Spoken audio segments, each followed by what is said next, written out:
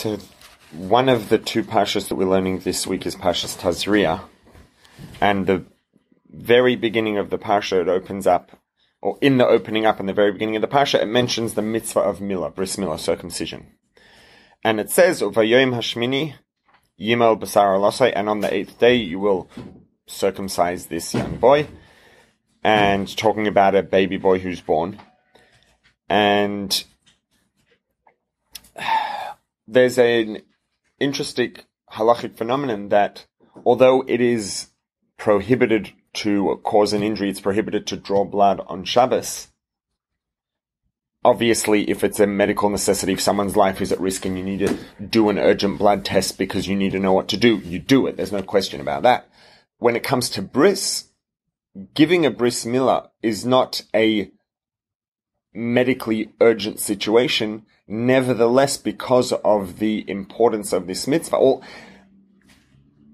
well, let me just retract that last half a phrase for a moment. Nevertheless, when the 8th day of a boy's life is on Shabbos, so the child's born on Shabbos, the 8th day of his life is then the following Shabbos, and the child is healthy and able to have a bris, the bris is done on Shabbos, even though it involves things which would be considered scriptural transgressions of Shabbos if they were in any other context. So a circumcision of bris milah is done on Shabbos if it's the 8th day. So bris is it's pretty serious business. It can, the expression you say it pushes away Shabbos, it doesn't actually push away Shabbos, but it overrides Shabbos and in effect becomes part of that Shabbos, becomes part of observance of Shabbos because that's what you're supposed to do. The same way that when a person, if you call Hatzalah, you call an ambulance if it's needed on Shabbos, which it never should be, but if there was a situation in which someone needed urgent medical attention and someone called an ambulance on Shabbos, that wouldn't be a desecration of Shabbos. It would actually be observance of Shabbos because Shabbos wants us to be alive and well. So when something's done, if a particular act which generally would be considered a transgression of Shabbos is done in a specific context in which it is allowed on Shabbos, it's not that you're allowed to transgress Shabbos, it's just that you're actually not transgressing Shabbos because that's what you're supposed to do, and that's the case for bris also.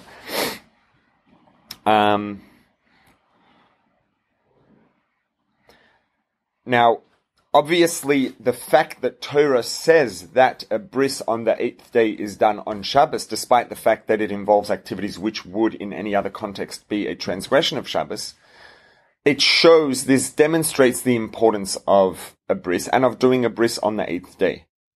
Because you could just wait until Sunday, right? And as a matter of fact, there are situations where a bris isn't done on Shabbos, one of which is, for example, let's say, most common context, the simplest and least complicated one to illustrate is if a baby's born on Shabbos, or any other day of the week for that matter. Let's say that a baby's born on Monday, and the following Monday, the 8th day, let's say that the baby has jaundice, the baby's yellow, you don't give a baby a bris when it has jaundice, or for any other reason that medically the baby is not ready to have a bris, whether it's dehydrated, whatever it is. And by the following Shabbos, that, let's say on Thursday or Friday, the doctor, the moil, whoever is supervising this, possibly a combination of the two, looks and says, you know what, the baby will be ready to have the bris on Shabbos. You don't do the bris on Shabbos. A bris is only done on Shabbos if Shabbos is the 8th day. If it's already past 8 days and on the 8th day the baby wasn't ready to have a bris, then if it becomes ready to have a bris on Shabbos, the bris is not done on Shabbos. The bris is only done on Shabbos when it's the 8th day. Now, again, from a halachically technical point of view, that's primarily because from this verse we say Uvayom hashmini, and on the 8th day, and the word Uvayom is also connected to Shabbos, and this tells us that this is done when it's the 8th day is Shabbos, it is done on the Shabbos, Ubayom, on that day, even if that day is Shabbos. So if it's not the 8th day which is being referred to in this pasuk, then you don't have any, license or permission to do it on Shabbos, so it's not done on Shabbos. That's the most technical reason. That's the, if this was being discussed in in court, this would be the discussion, right? Very legal, technical, picking on the words, because that's the way that the legal system works. It's built on words. In terms of what that represents and what that means is clearly there's something very special about a bris being done on the 8th day specifically, for which reason the Torah allows us to do it even on Shabbos. Whereas a bris done later, after the 8th day, is lacking that special status, and therefore it does not override Shabbos. And if the baby's ready to have a bris on Shabbos post 8th day of life, you wait and do it on the Sunday. So there's clearly something very special about a bris being done on the 8th day. Least of which is not the fact that the Pasuk says you shall circumcise the baby on the 8th day. But again, that's coming from the technical legal perspective. But here we see also obviously something in terms of the, I'm hesitant to use the word value, but let's use it for lack of a better word, in terms of the value, the meaning of this mitzvah we see demonstrated in the fact that of the mitzvah being done on the 8th day specifically, is that if it's on the 8th day, it overrides the prohibitions of doing these things on Shabbos, whereas if it's not on the 8th day, it no longer overrides Shabbos. So there's something very important about the 8th day of the bris, about the bris being on the 8th day, wherever possible. But then there's something very interesting that we see.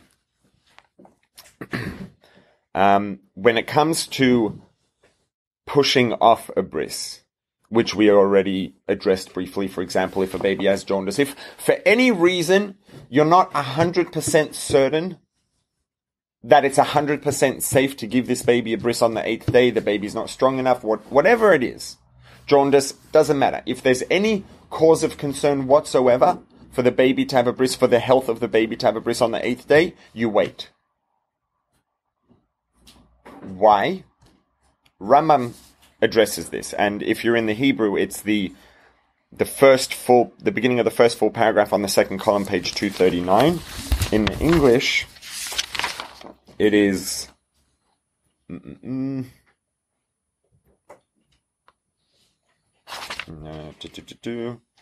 it's the third paragraph on page 79. So I'm going to read the actual words of the Rambam, and then we're going to discuss them and get into them a little bit.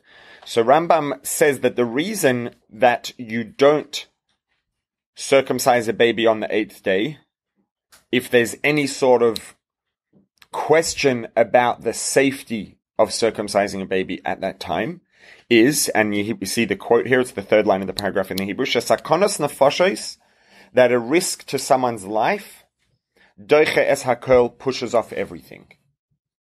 Right? So, safety comes first. It's an expression not just in industry and workplaces, it's an expression in Torah law, in halacha. Safety comes first. It overrides, supersedes everything. And Rambam continues, and ve'efshar lamu la'achar zman, and it is possible to circumcise the child at a later date. And ve'efshar lahachzir nefesh achas misrael la'olam, you can never return the life, bring back the life of a Jew forever. So there are really three distinct statements here, each of which, the second and third of which begin with and. So they're separated by ands, which means that they are separate things. If it was one sentence, there wouldn't be an and in there. So let's look at these again, just to keep clear. Number one, safety comes first. Putting someone's health and safety in jeopardy, or avoiding that, takes precedence over everything. Sakonas nefashos doiche es hakol. And you can circumcise the baby later, so it's not a lost opportunity. The words "so it's not a lost opportunity," just for clarity's sake, I added in to clarify, but the actual words of the Rambam are, and literally, and it is possible to circumcise the child at a later date, and you can never bring this soul back. Literally, it is not possible to return or to turn back a soul, the soul of a Jew, forever. So the first and third seem to be saying pretty much the same thing. You can never bring someone back. Once they're dead, they're dead. Save the life, right?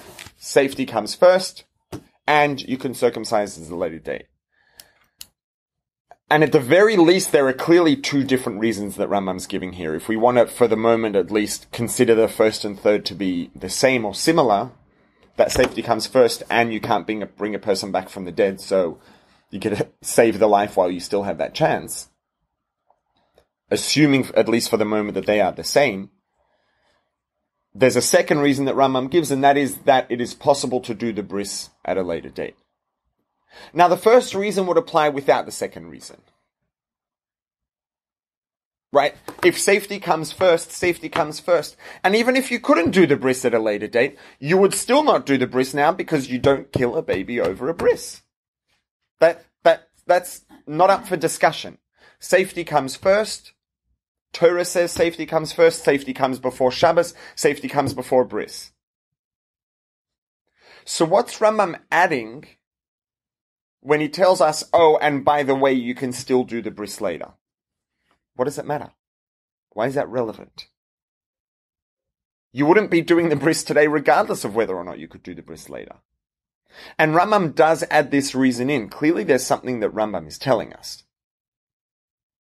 Right? There's something that, an additional piece of information that is relevant, because if it was irrelevant, if once we establish that a bris can be done, that safety overrides doing a bris on the 8th day. Once that's established, then if there is any question about the safety of doing a bris on the 8th day, you don't do it. Period. End discussion. There's nothing to talk about. Additional reasons to also justify it are unnecessary. They're redundant. And Rambam doesn't say redundant things. You know, in questions of actually clarifying the halacha, the commentaries in finalizing the halacha will sometimes analyze, you know, the structure of a sentence in a Rambam, picking apart a vav and the way the sentence is built. There's no way that Rambam's putting an entire phrase in here that's redundant, that doesn't actually practically add anything that's relevant. So halachically, it doesn't seem to change anything. Right? It doesn't change anything once we've established that safety comes first, and that you're going to push off a bris past the 8th day for the safety of the baby. It doesn't really matter whether or not you can do the bris later, because you're not doing it anyways. You're not doing the bris on the 8th day if it's dangerous. That's established by the first phrase of Rambam. So why does Rambam go on to add, oh, and by the way, you can do it later? Okay, and what did that change exactly in the equation? Nothing. So why are you telling us that? Obviously, it does change something. Now, it may not necessarily change something halachically in terms of the decision to make the bris on the 8th day in the face of a risk to the baby's health or not push, i.e. to push it off. So when you're weighing up the question, do we do the bris today, do we push it off? This is not going to change anything, because the fact is that safety comes first and that's already been established. But there is something extremely important that this is going to teach us. Now, when Rambam says you can do the bris later, he's not just talking about the halachic ability to do the bris later. Just give me one sec.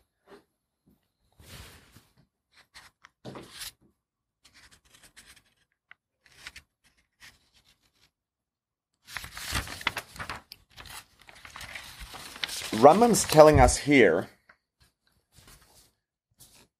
what Rambam's telling us here is, or what Rambam is doing here with this phrase is Rambam is giving us additional information. Now, from the technically halachic perspective, it's not additional information. We've established that because safety comes first. But it is relevant. Rambam is telling us not just that you're able to do it later, because that's irrelevant. Rambam is telling us that, and I'm going to qualify this by adding in the words, at least in a certain context or from a certain perspective, you haven't lost anything by waiting. And a bris that's done later is in some ways the same as a bris that was done on time.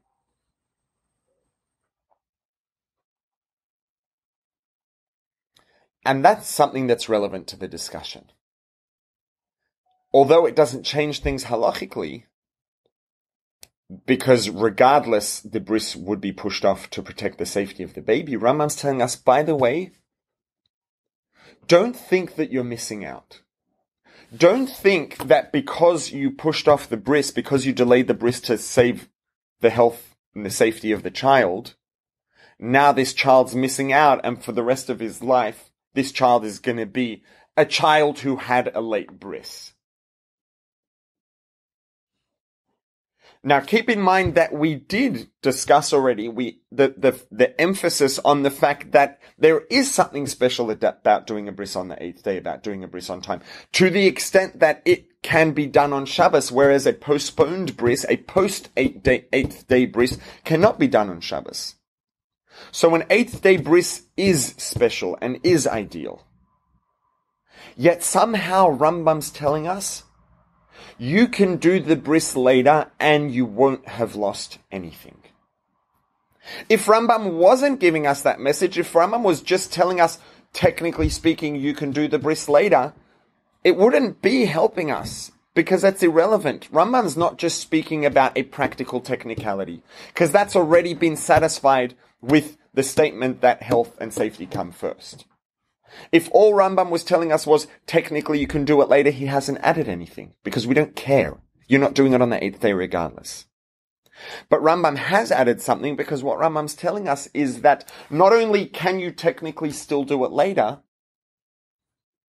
but you will actually be achieving everything that you achieve through an 8th day bris, you will be achieving, at least on some level, through a post-8th day bris. And the question is, how does that work? That seems a little bit confusing. And just to clarify, well, not to clarify, but just to reinforce this, actually, if we look in the commentaries of the Tosfos on a Gemara where this is discussed, and I'm going to read the actual words of Tosfos. And this is the same discussion. It's talking about pushing off a bris beyond the 8th day. He says, that exact same bris, the exact same circumcision, shehu michayev b'shmini, that one is obligated to do on the 8th day, that exact same bris, hu oiseh b'tishihi, he is doing the same bris on the 9th day, if that's when it is supposed to be done under the circumstances. It's telling us the 9th day bris versus the 8th day bris is the exact same bris. You're obligated to do it on the 8th day, and you should ideally and have to do it on the 8th day if you can. But if it's done later, it's still the same thing. And this is the same thing that Rambam's telling us. Why is a bris pushed off if there's a question as to the baby's health and the safety? The reason is because safety comes first. Safety comes before an 8th day bris. And frankly, safety comes before a bris period. If there is someone who has some sort of a medical condition that doesn't allow them to have a bris, a classic example that's discussed in Gemara is hemophilia, bleeding disorder. I don't know whether today there are ways to get around that and to safely circumcise someone perhaps when they're older under certain conditions. I don't know, and I'm not going to discuss it because I don't know whether or that's the case. I would imagine that if medicine today allows that to be done safely, then it would be an obligation. I don't know whether or not that's the case. But the case of hemophilia, of a bleeding disorder, is discussed in Gemara. And it says that if there's an established likelihood of a child in this family having hemophilia, you do not circumcise the child. Because safety comes not just before an 8th day bris, safety comes before a bris period. If a child has a high likelihood of dying as a result of a bris, God forbid, you don't do it. Safety comes first. Just incidentally, this is a side note, but it's fascinating. I was reading at one point a book about genetics. And this was an older book. It was written in like the 40s or 50s. It's not a cutting edge book. And this book mentions, the authors of the book were completely fascinated. Non-Jewish biologists, were fascinated by the fact that in Gemara, Talmud, something that was written, in the ballpark of 2 millennia ago, in this discussion about bris and hemophilia, actually acknowledges or seems to demonstrate some sort of awareness, whether or not a conscious awareness, of the familial nature of the inheritance of hemophilia. Based on the discussion of the Gemara about at what point do you decide historically, based on the fact that, children in this family have been bleeding out as a result of their bris, at what point and how far do you extend this assumption that there is a risk here and we don't circumcise babies in the family? And the way that the Gemara extends that assumption to other relatives fits perfectly well with the modern understanding of the genetic and familial inheritance of hemophilia. And this was an observation that was made in this, I think it was in the 40s or 50s, thereabouts, going almost 100 years ago this book was written. So, the knowledge of genetics and etc. wasn't anywhere near what it is today, but just some random observation that's relevant to this discussion of bleeding and a bris. Anyways, so safety comes before a bris period. Safety certainly comes before a bris on the 8th day. That's the first thing Rambam tells us. Rambam tells us, part number 2, by the way, don't worry or don't feel down about the fact that this child is now forever going to have had a late bris. It's not like, some sort of blemish. You had a late bris. This child's bris was a post 8th day bris, even though an 8th day bris is ideal and halachically required where possible. Because, and this is why Rambam adds these words, ve'efshul lamul la'achrazman, you can, later on, you can go on to circumcise this child at a later date without having missed out on anything. The question is, how does that work? If an 8th day bris is ideal to the extent that it can push off Shabbos, how are we saying that having the bris later then just removes that? So why do you even do a bris on the 8th day, especially if it's on Shabbos? Just wait until Sunday. If the 8th day is Shabbos, wait until Sunday. And Rambam's telling us that the bris just, will change things retroactively anyways, and wait. So everybody's happy. You haven't broken Shabbos and you had an 8th day bris. Clearly that's not the case. We do an 8th day bris wherever possible. So if an 8th day bris really is a priority and really is important, then why is Rambam telling us that if you do a bris later, it's okay and you haven't missed out on anything? And this is going to kind of get back into, or connect to a discussion that we had last week. We talked about time and the nature of time. There weren't all that many people in class last Monday, so anyways, it's not the same discussion, it's related, it's the topic of time, but the emphasis here is going to be a little bit different. And really it's going to kind of require some, I guess we could call it plastic thinking. We're going to have to try as much as possible to let go of certain assumptions, certain, preconceptions that we have. And that's not because these preconceptions are false. Assumptions wasn't really the right word. Preconceptions is a less imprecise word. I'm not sure that I have the right word, but a certain framework in terms of the way that we see things and the way that we think. That's not because the way that we think is incorrect. It's 100% correct. And the reason we think like this is for a very good reason. But it's also somewhat limited. And what I'm referring to is time. Right? We think about everything in the context of existing inside of time. And the reason for that is very simple. We exist inside of time. Our bodies are physical entities that exist inside of the physical universe, and the physical universe exists inside of a framework of time and space. So our minds are unable to relate to not being inside of a framework of time and space. So to us, time and space seem at least to be absolute. Everything exists. We relate only to existence inside of time and space. We can't relate to an existence that's not inside of time and space, to an existence that's not limited by time and not limited by space. We're incapable of visualizing that or relating to it. because we were created to exist inside of time and space. Everything that exists in the reality that we experience exists inside of time and space. So our minds are not designed, were deliberately not designed to relate to a lack of time and space, to not existing inside of the framework of time and space. But that doesn't mean that we can't accept that time and space are frameworks which were created, obviously for a very good reason. They were created intentionally. And yes, everything we know, everything that we relate to exists inside of time and space.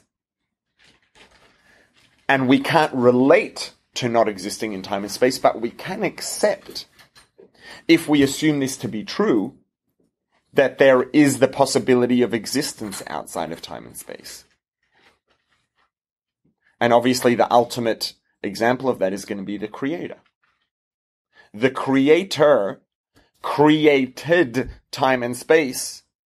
If we accept that to be true, that means by definition that the Creator, well, I can't really say existed before time and space. Well, I don't know whether or not I can say that, and I don't know whether or not that's a technical misnomer, because before time, there was no time, and maybe it wasn't before. But maybe because it was before time, you can say before, because it's before time existed, I don't know. I'm not, I don't have that level of expertise in the technical use of these words. But we certainly can accept that the Creator existed in an absence of time and space. What did that look like? Perhaps what does that look like? Or not perhaps, what does that look like? Because the Creator who exists outside of time and space exists right now. So although everything that we relate to exists inside of time and space, there is also that which doesn't exist inside of time and space, and therefore exists. The name Havaya, right? Yud Kei Vav Kei. This is one of the two really most common names of Hashem that we encounter. There's the name Yud Kei Vav Kei and the name Elokim. Right? These are the two names that we mention every time we make a bracha, pretty much. We mention them throughout davening. Shema Yisroel, Hashem Elokeinu, Hashem Echad. Hashem, Yud Kei Vav Kei, that name Yud Kei Vav Kei has the letters, it has a Yud, it has a Hey, it has a Vav, and it has a Hey. It has all the letters necessary to spell out Haya, was, Hove, is, Yihye, will be. And all of those words, all of those states of being coexist simultaneously inside of this name. Because the Creator created time. Time exists inside of the Creator. And right, I've used the example of space very frequently to illustrate this more so than time, just because we have a very good example of this in the name Makom. Right, which is translated as omnipresent, and although omnipresent is true, as I've said many, many times, it's not really technically a good translation or even adaptation or a placement of the name Makom. It's an outcome of the name Makom. Makom means that he is this location inside of which space exists because the Creator created space. Now, leaving time out of the picture so that we can say before space. If the Creator created space, then before space existed, there was no space, but there was a Creator. How did the Creator create space? Where did the ability to create space come from? The Creator, forget anything, forget whatever I was going to say, because it was not whatever. Let's not even go there, because we're going to be here till next week, which I wouldn't mind, but I don't know how excited you'll all be by that. The Creator is able to create anything and everything because the Creator is, right? The Creator is undefined. The Creator isn't just undefined. The Creator is undefinable by definition.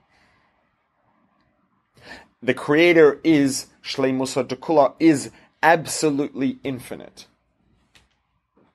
Not just quantitatively infinite, not just infinite in size, in magnitude, in bigness, because that is a specific variety of lack of limitation or infiniteness, infinite in size. The Creator is also infinite in nature, qualitatively infinite. What that means is that the Creator is undefinable.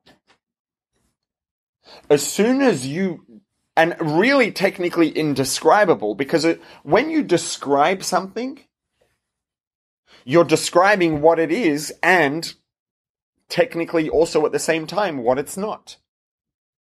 If I have brown eyes, I don't have blue eyes. If I'm big, I'm not small. If a house is red, it's not green. Now, these are very specific and limited examples, but even as you go more abstract, when you describe something, if you're not describing what it's not, then you can't be describing what it is. You're not saying anything. You can only ever describe something. A description is limiting by nature, because that's what a description does. It describes something as having a specific nature or characteristic, which means it doesn't have a lack of nature. It doesn't have a non-specific nature. Now, something may have a relatively non-specific nature, but if it has any nature at all that you are able to describe, that means it doesn't have a nature which is different to the one that you're describing. As vague and as abstract as it may be, if you describe something, that means you are defining it as being an entity which fits this description and not an entity which doesn't fit this description. There, I finally got down to the point after dancing around in circles for a little, right? That's what it boils down to. If I describe something, that means I am defining this entity as being an entity which fits this description, which means I'm defining it as not being an entity which doesn't fit this description, which means that it is therefore by definition limited.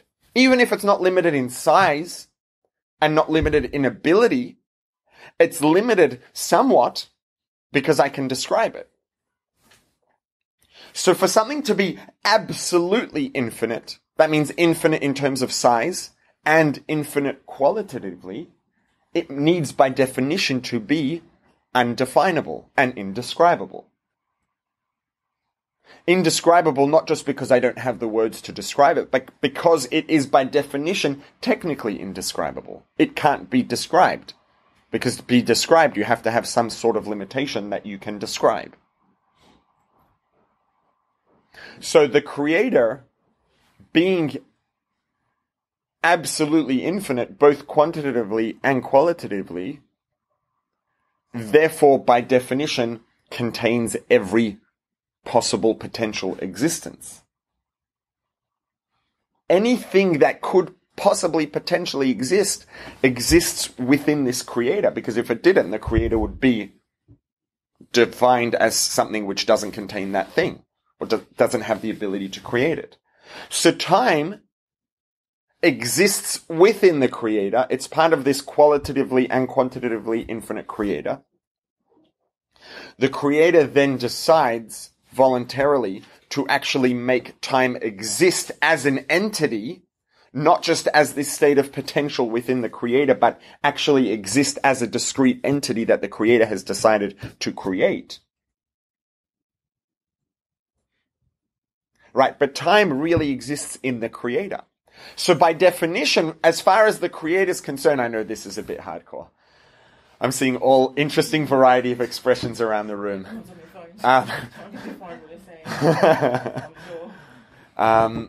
If you try to define all the things I'm saying, I don't think you're going to be able to keep up if you're searching with them on your phone. Right, so... Oh, yes, please. Does anyone else need a copy? If anyone else needs a copy, there are copies here. There you go. There's two. So you gave her. And you can pass an English one over too. Okay, so if all of time exists within the Creator, then obviously, as far as the Creator is concerned, past, present, and future all coexist simultaneously. Because time itself exists within the Creator, obviously every point in time, every moment in time exists within the Creator, and they're all equivalent. Because the Creator doesn't exist within time, Time exists within the Creator. So every moment in time is equivalent and coexistent simultaneously within the Creator. So by definition, the Creator is Haya, Hove, V'Yihya Ke'echad, past, present, and future are one. Right, so now when you talk about how does God know what's going to happen, it's just become a completely absurd question. How does God know what's going to happen?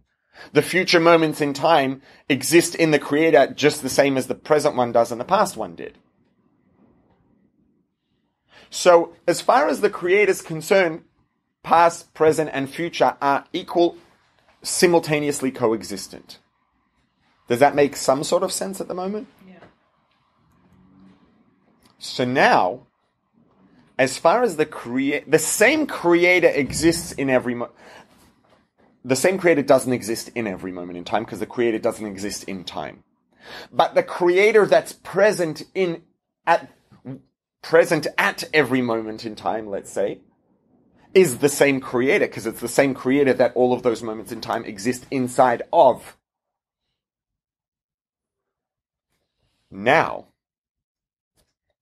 if we were hypothetically able to, or let's not go there just yet, we're going to go there, but now thinking about things from the Creator's perspective, every moment in time is equivalent. It's the same Creator that exists within every moment in time. It doesn't mean that the moments in time are the same, because they're not, or they wouldn't be different moments in time, and there wouldn't be the passage of time, and there wouldn't be past, present, and future.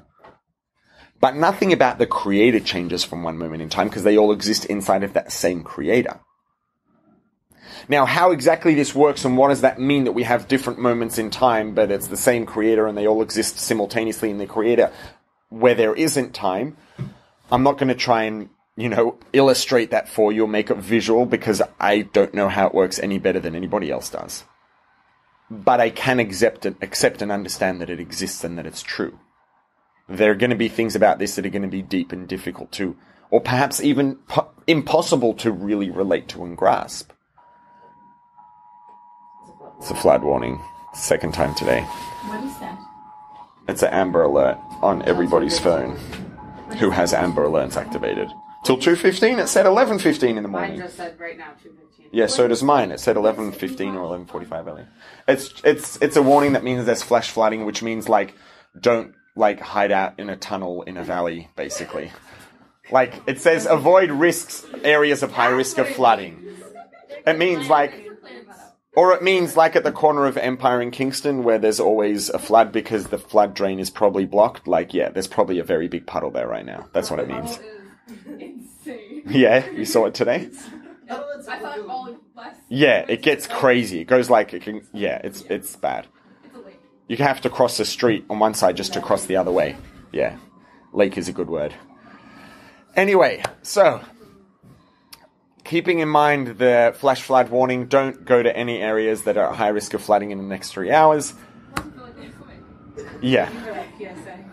Can thank the Amber Alert. Anyways, back to the subtopic at hand. So, as far as the Creator is concerned, every moment in time is equal. Now, let's bring this back to the discussion of bris milah.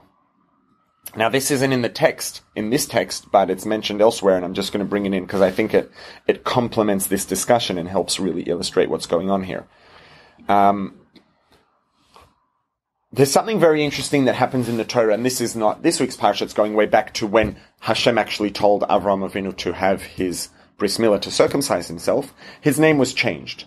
His name was changed from Avram to Avraham.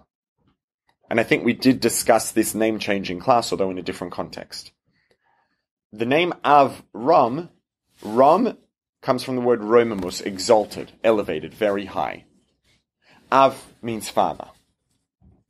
Now, from a Kabbalistic perspective, or in a Kabbalistic context, the word Av is a metaphor, father is a metaphor for Chachma.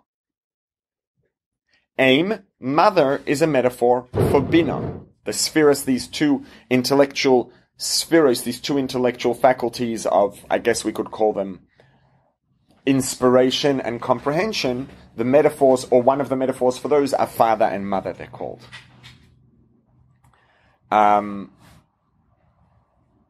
So Av-Ram, and we know that Chachma is the first of the spheres. It's the first in the series of elements within the structure of everything that exists, basically. Av-Ram means this high level of Chachma, the highest levels of Chachma Ilah, the highest, which basically Chachma being the highest level within the structure. Av-Ram means this highest level of Chachma, the highest, basically the highest element that exists within the collective structure of all existence. That's what Avram represented. Then, when he had the bris milah, his name was changed from Avram to Avraham. He had that hey added in, and one of the things that the name Abraham represents is Av Hamoin Goyim, a father of all nations, a father of all individuals. Now, to take someone from being in this exalted state of existence that in some ways is kind of removed from the mundane, and then saying you've been upgraded from being so exalted that you're removed from the mundane, you're being promoted to now being the parent of every mundane individual, that doesn't seem to be a big promotion. That kind of seems to be a pretty big downgrade. So why is it that when he had this circumcision, and this was supposed to cause all sort of spiritual upgrades in his life and in terms of the connection between his body and spirituality, which is facilitated by the circumcision, why is it that he now went from being this exalted, distant entity to being a parent of every mundane individual? And the answer is, and this kind of, is related to what we were talking about before, about absolute infinity being really, truly undefined. And the relevance of that is that when we talk about something, someone, let's talk about, math teachers, for example, just because it's going to be perhaps a good illustration of this. We're not talking about math, just about math teachers. If anybody doesn't like math, we'll be cool.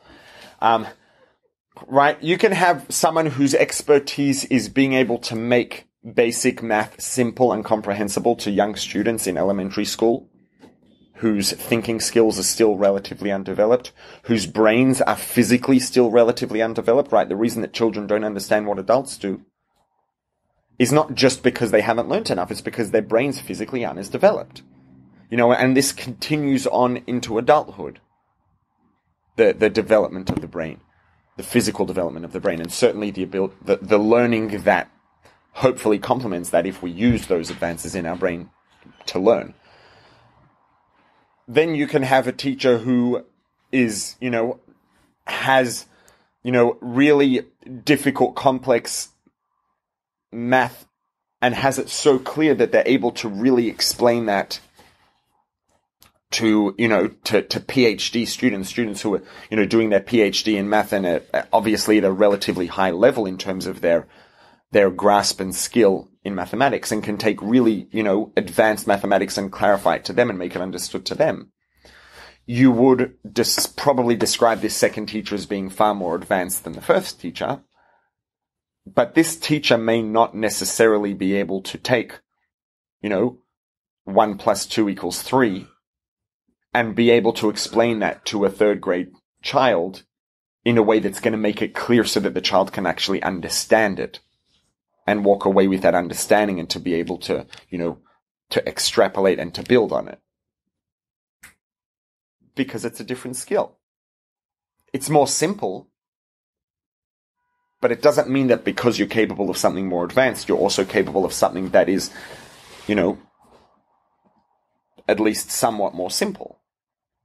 Now, if someone were infinitely capable in the field of teaching mathematics, they would be able to teach math to an advanced. Now, they may not be able to teach advanced calculus to a third grade child because a third grade child's brain may not be sufficiently physically developed to be able to handle that. And it's very unlikely for sure that they've had the ability in that shortness of lifespan to be able to learn sufficient basics to be able to be up to understanding that. I don't even know whether their brains would be physically developed enough to understand it. I would expect probably not. But they certainly should be able to explain 1 + 2 = 3 and to teach it and make it clear to that student. Right, so the fact that someone or something is more advanced, higher up, doesn't necessarily mean that they have an equal grasp on something that's simpler or more mundane. If something was really unlimited, if someone was, like I said, infinitely capable in the collective skill of teaching mathematics, they would be able to teach mathematics to any student to the extent that that student is sufficiently developed to be able to understand. Which means they could take any child at any year level and teach them whatever they're capable of understanding. And I don't know that you'll find, practically speaking, teachers who could do that, who could walk into any classroom with students of any age and any level and be able to effectively teach them what they're capable of understanding. You have to be really, really, really, really good to do that. Right? So Avram, this exalted Chachma, this highest of the high in terms of spiritual status, may not be able to reach all the way down to that which is mundane and to cultivate it, to elevate it, to unite it with divinity. Because it's all the way up there. When Abraham was circumcised, he transcended being at the highest level within the structure, and he now became one with that which is beyond the limitations of being Chachma versus Binah, higher Chachma versus lower Chachma. That circumcision allowed him to become one with a level of godliness, of divinity that's so transcendent that as far as it's concerned, the highest Chachma and the most mundane individual are perfectly equal. It can touch both just the same. So after Avram's bris, he went from being at the highest levels within the system to transcending the limitations of system altogether, which then allowed him to become Avraham, the father, the cultivator of every single individual and entity, regardless of how mundane it is. So the bris milah allows one to access and become one with a level of divinity that transcends the system. That divinity that doesn't exist inside the framework of time and space. Time and space exist inside of it. Haya, hove, v'yihye, ke'echad. Past, present, and future all coexist simultaneously because they're all just moments in time that exist within the creator that creates them. And because the bris milah unifies one with that level of transcendent divinity, in a certain context, the limitations of time become irrelevant. But it does, and certainly within the context of this mitzvah itself and the effects of this mitzvah, once it happens, after that time, it introduces a certain lack of limitation of time.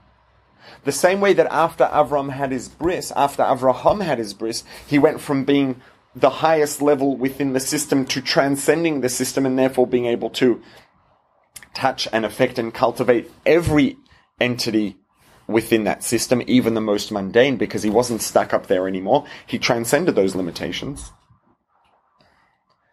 The divinity that one becomes connected to through a bris is that same divinity. It has that same effect of allowing us in a certain context and to an extent to transcend time. So although one is halachically obligated to have a bris on time on the 8th day, Rambam tells us, by the way, if for some reason you are halachically required to have the bris later, efshar lamol la'achar zman, you can still do the bris later. Rambam's not just telling us you technically, halachically can do it later, because we don't care, because that's not relevant to the discussion, because if it's unsafe, you're not going to do it regardless. Rambam is giving us additional information. If you can do the same bris later, and Tosfos said the same words, the same bris that you do on the 8th day, it's the same one that you do on the 9th day, or the 10th day, or the 11th day. Why? Because this mitzvah connects one with a level of divinity that transcends time, and at that point, the past becomes, within the context of the effect of that mitzvah on the body, becomes irrelevant. Because within the context of that mitzvah, time has now become irrelevant, because it has accessed that level of divinity that transcends time. It's only within the context of this mitzvah. It doesn't have effect on other things. It has effect on other things, and we see that with Avraham Avinu. The reason why I said that, and I'm glad you asked, because I'm going to now clarify and explain why I said that so specifically, because I don't know that I can describe exactly to what extent. I can tell you I do know that I can't describe and define to what extent it applies.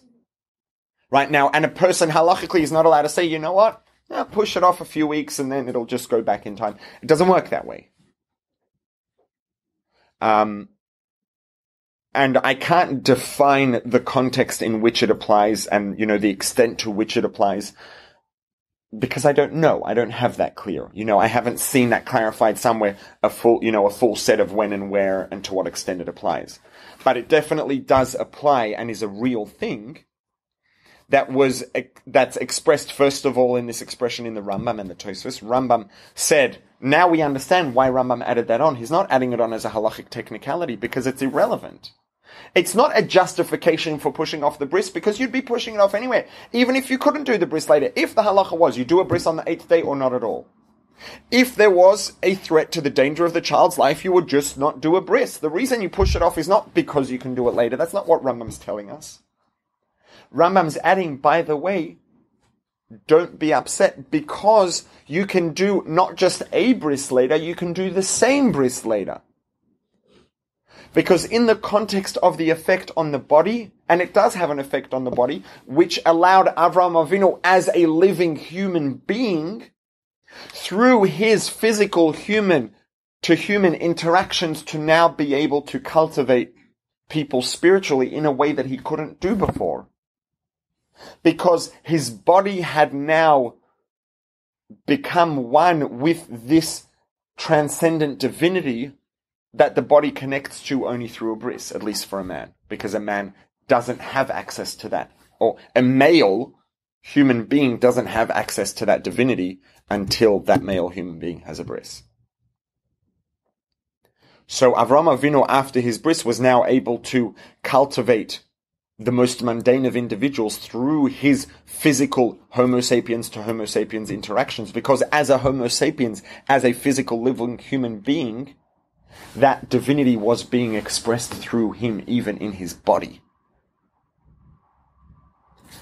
And that effect on the body, when it's done, when the bris is done properly, then allows the body at least, and I'm not saying that there aren't other contexts, but I don't know to what extent it extends, which is why I'm saying at least in the context of this mitzvah and its effect on the body, now it transcends time, and therefore that effect extends back in time, because all of those moments in time coexist simultaneously in that transcendent divinity that the person is connected with through the bris. This is why Rambam says you can do the bris later. You're not even missing out on anything in terms of the spiritual effect on the body. And this is also going to now clarify what Rambam was adding in with that third statement. And you can never return the life of a Jew, or you can never turn back. The way we had understood that originally, what we'd understood that to mean is that you can't bring someone back from the dead. If that's all it was telling us, it would be redundant again. Rambam already told us that saving a life comes first. He doesn't have to say, oh, and by the way, we can't bring people back from the dead. Okay, and relevance being, we've already established that safety comes first. Regardless of whether or not you could bring people back from the dead, you don't allow people to die over a bris. Even if you could bring people back from the dead, who cares? Safety comes first. It doesn't say somewhere in halacha, the safety of mortal beings comes first, and if you could bring someone back from the dead, then the safety wouldn't come first anymore. And therefore, Rambam, in that, if that was what it said, Rambam would need to clarify, and you can't bring someone back from the dead, and that's why safety comes first. That's absurd. It doesn't say anything like that anywhere. Safety comes first, period. There's no discussion of mortality and bringing people back from the dead. So what's Rambam adding? Rambam's adding the same thing. It's actually a clarification of the second point. You can never, ever separate someone, a Jew. We can never be separated from our source. We have an intrinsic connection to divinity. And it's that intrinsic connection that we have with divinity that allows us to reach that transcendent divinity through a bris. Because we're not connecting to something else. We're connecting to that which really is who we are at our deepest source. We are transcendent divinity. That is our truest identity. And Rambam's telling us we can never be turned away from our source. That's who we are. And so no matter what, when a male has his bris, he will be connecting with that transcendent divinity because he can never be separated from it. If a guy's 119 years old and hasn't had a bris, there's no too late, because that transcendent divinity is who he is. We cannot be turned away from that because it's who we are, which means that we can always reconnect with that. And in the discussion of bris, the connection we form with that transcendent divinity through bris, it's never too late because we can't be turned away from it. So the ability is always there, and no matter what, whenever we have a bris, we will reconnect with that transcendent divinity, which will therefore make us, within the context of this mitzvah, not have any history of having missed out on that transcendent divinity, because we've now brought all of those moments in time in our own physical life into that state of being connected to transcendence, within which every moment of time coexists simultaneously.